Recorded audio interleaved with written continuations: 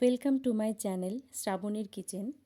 আজ আমি আপনাদের খুব কম সময়ে কম উপকরণ দিয়ে বানিয়ে দেখাবো গাজরের ক্ষীর। সবার প্রথমে আমি এখানে একটা ননস্টিকের কড়াই নিয়ে নিয়েছি।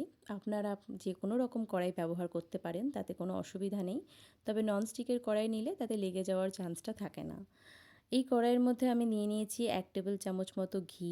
এই ঘিয়ের বদলে আপনারা সাদা তেলেরও ব্যবহার করতে পারেন। এই ঘিয়ের মধ্যে আমি দিয়ে দিচ্ছি কিছু সামান্য পরিমাণে কুচনো বাদাম আর কিছু কিশমিশ। এখানে আপনারা অন্য যে কোনো রকম ড্রাই ফ্রুটস ব্যবহার করতে পারেন, আমন্ডস, পেস্তা, যে কোনো কিছু। সেগুলোকে ছোটো ছোটো করে কেটে এরকম তেলের মধ্যে বা ঘিয়ের মধ্যে দিয়ে দেবেন। দিয়ে সেটা যখন ভালো করে ভাজা ভাজা হয়ে আসবে, তখন সেগুলোকে আলাদা একটা পাত্রে তুলে নেবেন। খুব বেশি ভাজবেন না, খুব বেশি করে ভাজলে একটু তিতকুটে হয়ে যাওয়ার চান্সেস থাকে। তো এটা তুলে নেওয়ার পরে ওই একই কড়াইয়ে আমি দিয়ে দিচ্ছি আর 1 টেবিল চামচ মতো ঘি। তো এখানেও আপনারা ঘিয়ের বদলে সাদা তেল দিতে পারেন। এরপরে ওই ঘিয়ের মধ্যে আমি আগে থেকে 4টে মাঝারি সাইজের গাজর গ্রেট করে রেখেছিলাম, সেই গ্রেটেড গাজরগুলো এর মধ্যে দিয়ে দেবো। দিয়ে দেওয়ার পরে এটাকে গ্যাসটাকে হাই ফ্লেম করে এটাকে ভালো করে নাড়াচাড়া করতে হবে। নাড়াচাড়া করতে করতে আপনাদের একটু ভাজা ভাজা মতো করে নিতে হবে। তো যতক্ষণ না একটু হালকা ভাজা মতো হয়ে আসছে, ততক্ষণ আপনারা নাড়তে থাকবেন। তো এই সময় আপনাদের বলি, আপনারা প্লিজ আমার চ্যানেলটাকে সাবস্ক্রাইব করে দেবেন। আর আপনাদের যে কোনো মতামত আপনারা আমার কমেন্টে জানাতে পারেন। তো যখন এই ভাজা ভাজা প্রায় মোটামুটি হালকা হালকা হয়ে আসবে, তখন এর মধ্যে দিয়ে দেবো 2টো এলাচ ফাটিয়ে দিয়ে দেবো। আপনারা চাইলে এখানে এলাচ গুঁড়োও দিতে পারেন, কোনো অসুবিধা নেই, দিলে খুব সামান্য পরিমাণেই দেবেন। আর তার মধ্যে দিয়ে দেবেন খুব সামান্য একটুখানি লবণ, কারণ যে কোনো মিষ্টি জিনিসে একটু লবণ দিলে ভালো হয়। তো সেই লবণটা দিয়ে এটাকে আপনি ভালো করে নাড়াচাড়া করবেন। নাড়াচাড়া করতে করতে দেখবেন যখন বেশ একটু ভালো করে হালকা হালকা ভাজা ভাজা মতো হয়ে এসছে, একটু রঙটাও হালকা হালকা পাল্টেছে আর একটা সুন্দর একটা গন্ধ বেরিয়ে আসছে ভাজা ভাজা মতো, তখন কি করতে হবে, একটুখানি গ্যাসের ফ্লেমটাকে লো করে দিতে হবে।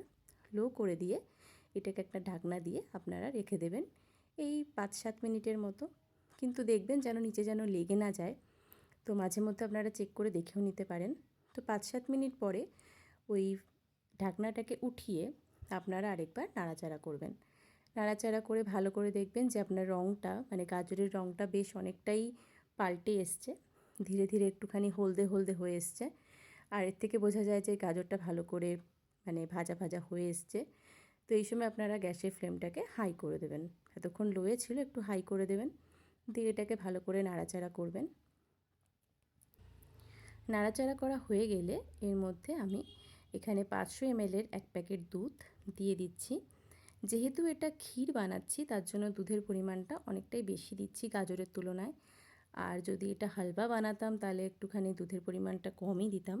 কিন্তু যেহেতু এটা আমি একটু ক্ষীর বানাচ্ছি, তার জন্য দুধটা বেশি গাজরটা কম সে তুলনামূলক।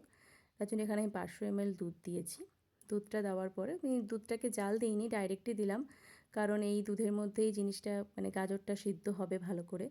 আর দুধটা পুরো প্রথম থেকে শেষ অবধি জাল হতে হতে একটা ক্ষীরের পর্যায়ে চলে আসবে। তো আমি এখানে ডাইরেক্ট দুধটাই দিয়ে দিয়েছি। দেওয়ার পরে একটু হাই ফ্লেমে ওটাকে ঢাকনা চাপা দিয়ে রেখেছিলাম, যতক্ষণ না ভেতরের দুধটা আর এটা ভালো করে ফুটে উঠছে গাজরটা। যখন দেখবেন যে ফুটে উঠেছে, তখন ঢাকনাটা সরিয়ে ভালো করে এটাকে নাড়াচাড়া করবেন। ভালো করে নাড়াচাড়া করতে থাকবেন আর আশেপাশে যতটা লেগে যায় সেটাকে যতটা পারবেন সেটাকে নামিয়ে নামিয়ে ওটার মধ্যে মিশিয়ে দিতে। আর এখানে আমি বড় চামচের 4 থেকে 5 চামচ মতো চিনি ব্যবহার করেছি। এবার মিষ্টিটা আপনাদের স্বাদ মতো, কেউ যদি খুব বেশি মিষ্টি খেতে পছন্দ করেন, এখানে আপনারা 5 থেকে 7 টেবিল চামচ মতো চিনি ব্যবহার করতে পারেন। যেহেতু আমি একটু কম মিষ্টি পছন্দ করি, তাই 4 থেকে 5 টেবিল চামচ মতো চিনি দিয়েছি। এবার এটা ভালো করে নাড়াচাড়া হয়ে গেলে আমি এখানে 2 টেবিল চামচ মতো আগে থেকে গ্রেট করে রাখা খোয়া ক্ষীর অ্যাড করেছি। খোয়া ক্ষীরটা দেওয়াতে কি হয়, এটা একটুখানি থিক হয় আর এটার টেস্টটা অনেকটা বেটার হয়। খোয়া ক্ষীরটা স্কিপ করলে ভালো লাগবে না, তাই খোয়া ক্ষীরটা দেওয়ার চেষ্টা করবেন। খোয়া ক্ষীরটা দিয়ে এটাকে ভালো করে নাড়াচাড়া করবেন। করতে করতে যখন দেখবেন দুধের পরিমাণটা বেশ কমে এসছে, মানে অনেকটাই কমে এসছে, তখন এর মধ্যে আগে থেকে সেই ভেজে রাখা কাজু কিশমিশ কিংবা যে কোনো ড্রাই ফ্রুটস ভেজে রেখেছেন সেগুলো এর মধ্যে দিয়ে দেবেন। দিয়ে এবার গ্যাসটার ফ্লেমটাকে বাড়িয়ে রেখেই এটাকে ভালো করে নাড়াচাড়া করবেন। নাড়াচাড়া করতে করতে যখন দেখবেন একদম চারিদিকে একটা মানে লাগা লাগা ব্যাপার হয়ে গেছে, মানে প্রায় একদম শুকিয়ে শুকিয়ে এসছে, ঠিক সেই মুহূর্তে আপনারা হাফ টেবিল চামচ কিংবা 1 টেবিল চামচ মতো ঘি একটু ওপর দিয়ে ছড়িয়ে দেবেন। ঘিটা দেওয়াটা খুব ম্যান্ডেটরি, এটা দিলে টেস্টটা খুবই ভালো হয়, তো আপনারা চেষ্টা করবেন ঘিটা দেওয়ার। দিয়ে এবার এটাকে ভালো করে নাড়াচাড়া করে আপনারা নামিয়ে নেবেন। ব্যাস, তৈরি হয়ে গেল আমাদের গাজরের ক্ষীর। আপনারা অবশ্যই খেয়ে জানাবেন, বানিয়ে খেয়ে জানাবেন যে কেমন লাগলো।